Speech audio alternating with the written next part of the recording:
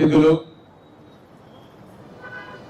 విద్యావంతులు, వివేకవంతులు, వివాదరహితుడు, ఆంధ్రప్రదేశ్లో అత్యధిక మెజారిటీతో గెలిచినటువంటి తెలుగుదేశం పార్టీ అధ్యక్షులు శ్రీ పల్లా శ్రీనివాస్ గారికి, దళితులలో మాస్ లీడర్ జగన్మోహన్ రెడ్డి గారి హవాలో కూడా గెలిచిన హ్యాట్రిక్ లీడర్ మన డోలా బాల వీరాంజనేయ స్వామి గారికి, వేదికను అలంకరించిన తెలుగుదేశం పార్టీ ఎమ్మెల్యేలకు, వేదిక ముందున్న వేదిక పైనున్న తెలుగుదేశం, జనసేన, బీజేపీ నాయకులకు, కార్యకర్తలకు, కార్పొరేషన్ చైర్మన్లకు, కార్పొరేటర్లకు,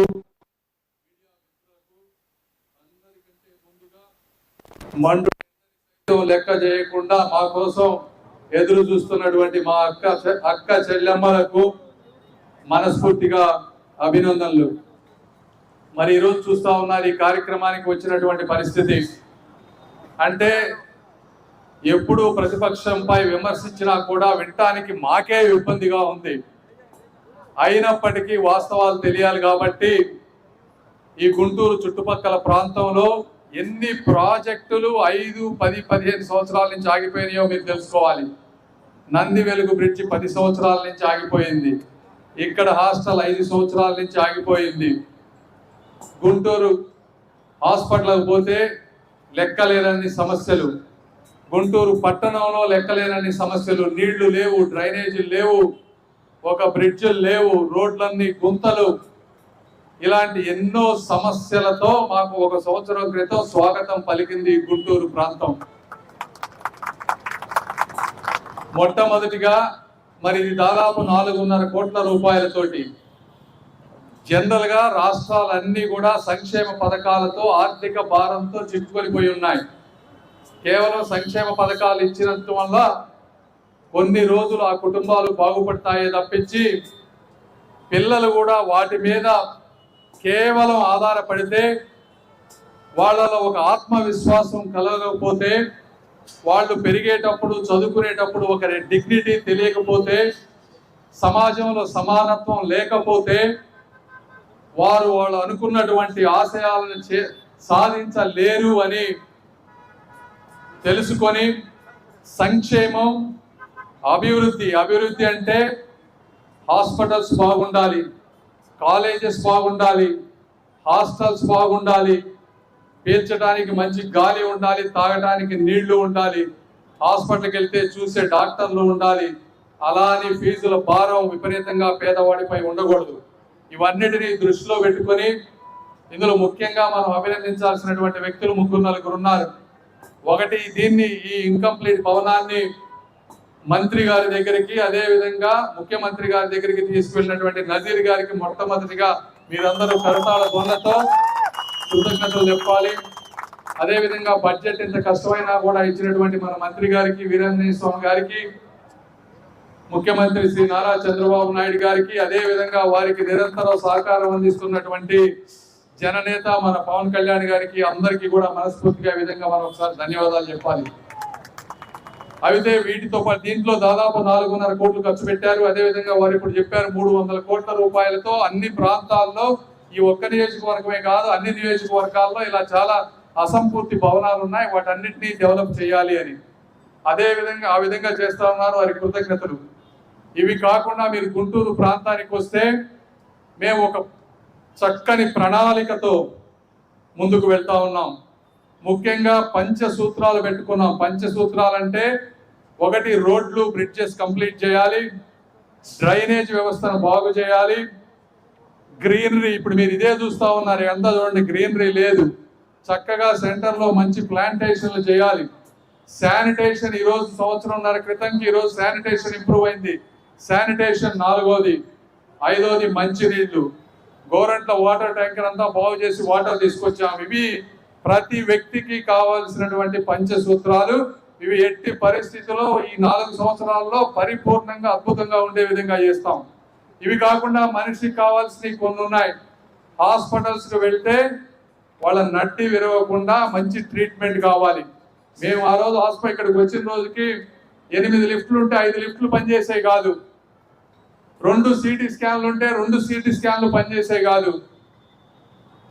హాస్పిటల్ ఎక్కడికి పోయినా వాసన, టెస్టులన్నీ బయటకు రాసేవాళ్ళు, డాక్టర్లు టైంకు ఉండేవాళ్ళు కాదు, వెంటిలేటర్లు సరిగా ఉండేవి కాదు, ఎన్నో సమస్యలుంటే. అదేవిధంగా ఇన్కంప్లీట్ భవనాలు కొన్ని 3-4 పేషెంట్లు కూర్చోడానికి భవనం లేదు, అటెండెన్స్ వచ్చి కూర్చోడానికి భవనం లేదు, ఫుడ్ తినడానికి క్యాంటీన్ ఘోరంగా ఉండేది.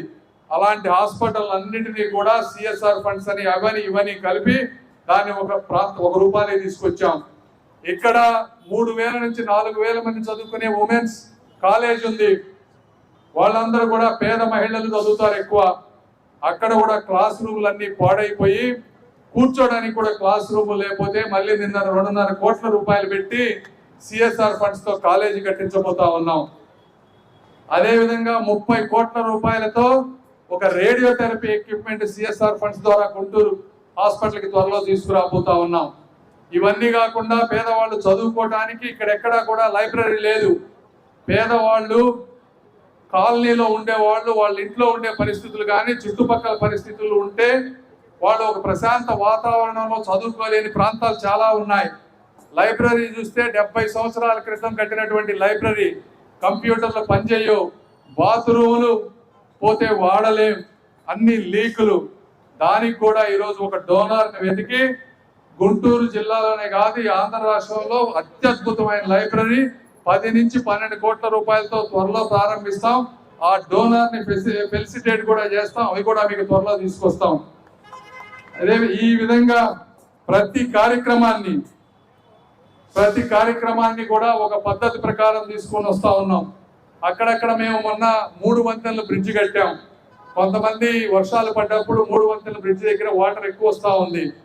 కొంతమంది సోషల్ మీడియాలో బ్రిడ్జ్ కట్టారు అయినా వాటర్ నిలుస్తుందని చెప్తా ఉన్నారు. మీరు అందరూ తెలుసుకోవాలి, అక్కడ వాటర్ ఎందుకు నిలుస్తూ ఉంది అంటే డ్రైనేజ్ వెళ్లే దాని మీద పేదవాళ్ళు 90 మంది ఇళ్ళు వేసుకొని ఉన్నారు. ఆ డ్రైనేజీని మనం మార్చాలంటే 90 ఇళ్ళు తీసివేయాలి. పేదవాళ్ళందరూ చిన్న పిల్లలతోటి అక్కడ బతుకుతా ఉన్నారు రైల్వే ల్యాండ్ లో.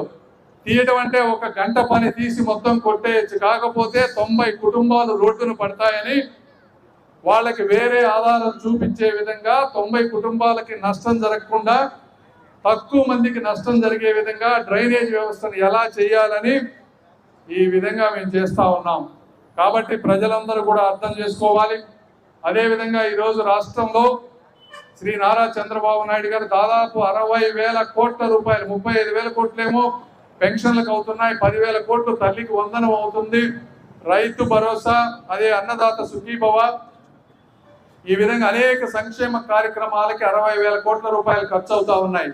సంక్షేమ పథకాలు తీసుకునే వాళ్ళందరినీ నేను ఒకటే కోరుతా ఉన్నా, సంక్షేమ పథకాలు కేవలం మీకు ఆధారం మాత్రమే. వాటిని బేస్గా చేసుకొని మీరు బేసిక్ అవసరాలకు ఆలోచించకుండా నెక్స్ట్ మీ అంతటా మీరు కాళ్ళ మీద నిలబడి ఆర్థిక స్వాతంత్రాన్ని తెచ్చుకునే విధంగా పనిచేయాలి.